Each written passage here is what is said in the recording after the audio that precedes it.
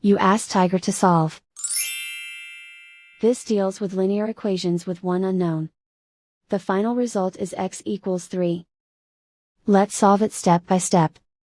Group all x terms on the left side of the equation.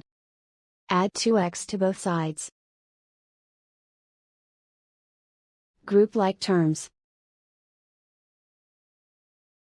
Simplify the arithmetic.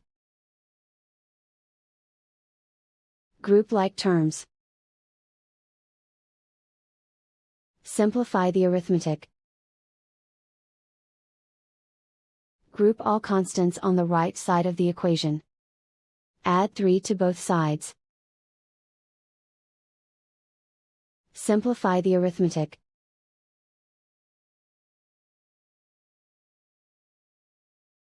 Isolate the x.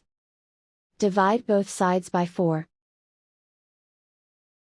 Simplify the fraction. Find the greatest common factor of the numerator and denominator. Factor out and cancel the greatest common factor. And so the final result is x equals 3.